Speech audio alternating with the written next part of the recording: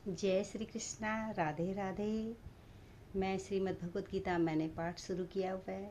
कल मैंने प्रथम अध्याय का महात्म्य पढ़ा। आज मैं प्रथम अध्याय का अर्थ पढ़ूंगी। आप लोग मेरे साथ बने रहिए और मेरी जो भगवत गीता की जो मेरी सीरीज चल रही है आप इस सब सुनिए, वीडियो पूरा देखिए। क्यों हम लोगों को वैसे भी गृहस्थी में रहते हुए समय नहीं मिलता भक्ति अपने ग्रंथों को पढ़ने का। जितना हो सके आप लोग सुनिए, पढ़िए और अपने बच्चों को पढ़ाइए। क्योंकि इस समय सभी अपने इतना बिजी समय में कोई किसी के पास टाइम नहीं होता पढ़ने का। ग्रंथ जीव को तो ही रखे रहते हैं। और मैंने सोचा चलो मैं भगवत गीता को ही की ही वीडियो बना लूँ। मैं भजनों की भी बनाती हूँ जो मैं भाव से गाती हूँ, और भगवत गीता शुरू की हुई है मैंने। आप लोग सुनिएगा, मेरे साथ बने रहिएगा। जय श्री कृष्णा। राधे राधे। हम मंगलाचरण में गुरु वंदना करते हैं। अज्ञानतिमिरान्धस्यं ज्ञानाञ्जनशलाकया चक्षुरुन्मीलितं येन तस्मै श्रीगुरुवे नमः।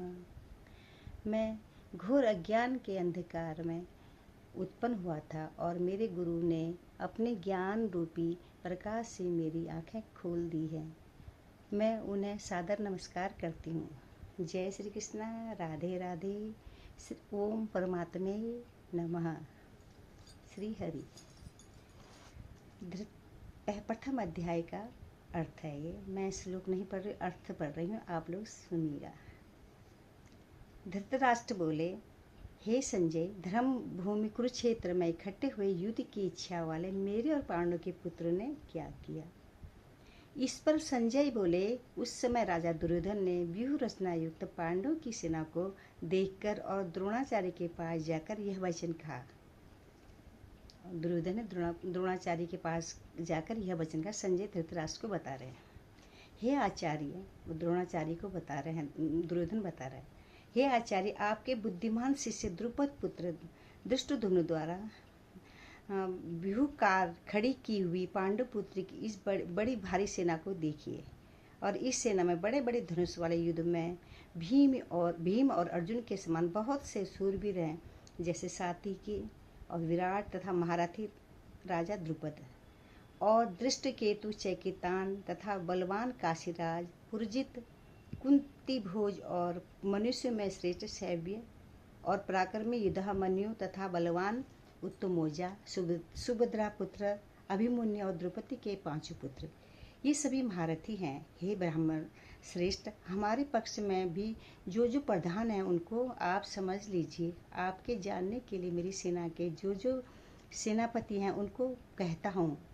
एक तो स्वयं आप, दुर्योधन द्रोणाचार्य को कह रहे हैं, एक तो स्वयं आप और पिता महाभीष्म तथा कर्ण और संग्राम विजय कृपाचार्य तथा वैसे ही अश्वत्थामा, विकर्ण और सोमदत्त का पुत्र भूरिश्रवा तथा और भी बहुत से शूरवीर अनेक प्रकार के शस्त्र अस्त्रों से युक्त मेरे लिए जीवन की आशा को त्यागने वाले सब के सब युद्ध में चतुर हैं।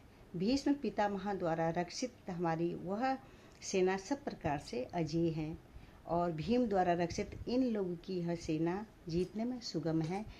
इसलिए सब मोर्चों पर अपनी अपनी जगह स्थित रहते हुए आप लोग सब के सब निसंदेह भीष्म पितामह की ही और सब ओर से रक्षा करें। इस प्रकार द्रोणाचार्य से कहते हुए दुर्योधन वचनों को सुनकर कौरवों में वृद्ध बड़े प्रतापी पितामह भीष्म ने उस दुर्योधन के हृदय में हर्ष उत्पन्न करते हुए उच्च स्वर से सिंह की नाद के समान गरज कर शंख बजाया।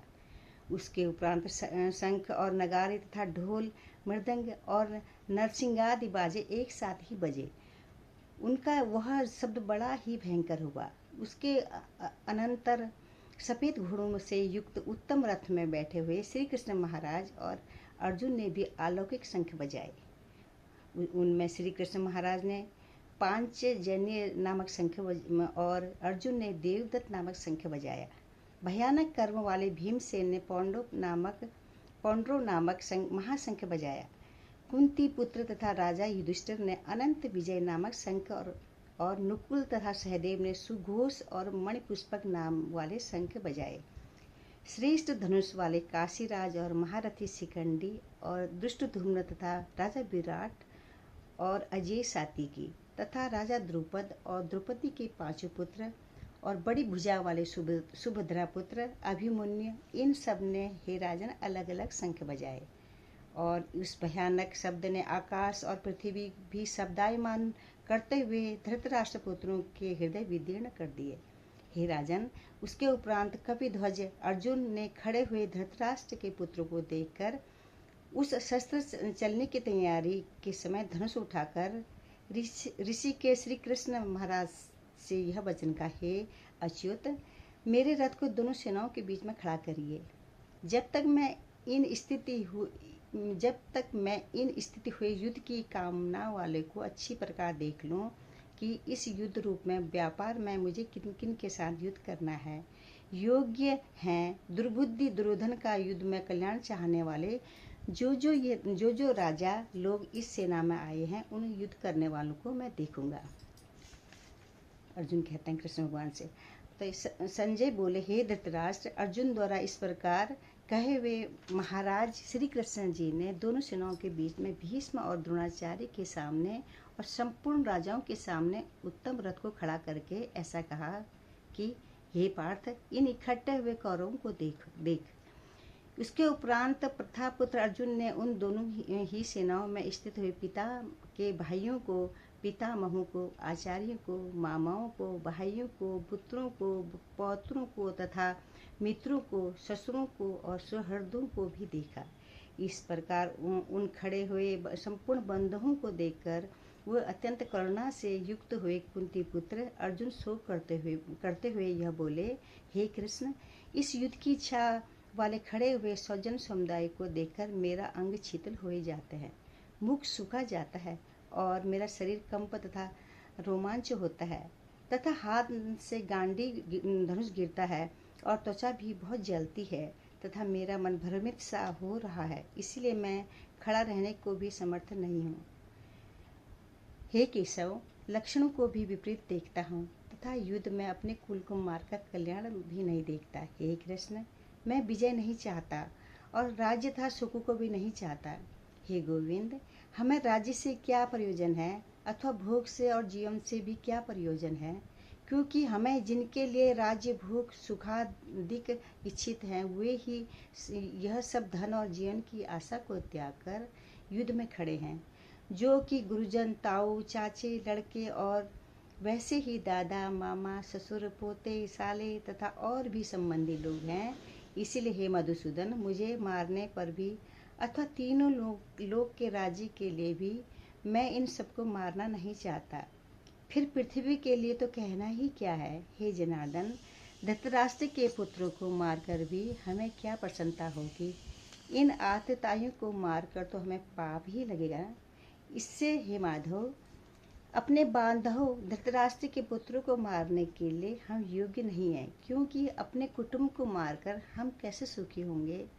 यद्यपि लोभ से भ्रष्टचित हुए ये लोग कुल के नाशकृत दोषों को और मित्रों के साथ विरोध करने में पाप को नहीं देखते हैं, परंतु हे जनार्दन, कुल के नाश करने से होते हुए दोष को जानने वाले हम लोग को इस पाप से हटने के लिए क्यों नहीं विचार करना चाहिए, क्योंकि कुल के नाश होने से सनातन कुल धर्म नष्ट हो जाते हैं।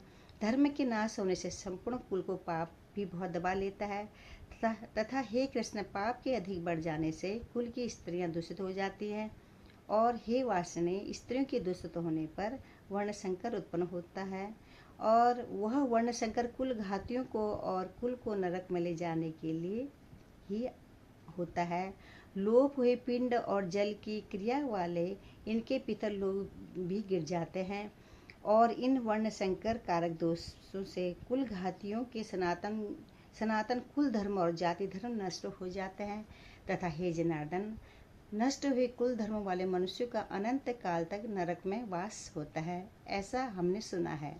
अहो शोक है, हम लोग बुद्धिमान होकर भी महान पाप करने को तैयार हुए हैं, जो कि राज्य और सुख के लोभ से अपने कुल को मारने के लिए उद्धत है। यदि मुझे शस्त्र रहित न सामना करने वाले को शस्त्रधारी धृतराष्ट्र के पुत्र रण में मारे तो यह मारना भी मेरे लिए अति कल्याणकारक होगा। संजय बोले, रणभूमि में शोक से उद्विग्न मन वाले अर्जुन इस प्रकार कहकर बाण से धनुष को त्याग कर रथ के पिछले भाग में बैठ गए। इति श्रीमद् भगवद गीता रूपी उपनिषद एवं ब्रह्म विद्या तथा योग शास्त्र विषय श्री कृष्ण और अर्जुन के संवाद में अर्जुन विषाद युग नामक पहला अध्याय समाप्त हुआ। जय श्री कृष्णा। राधे राधे। आप सभी को दंडवत प्रणाम।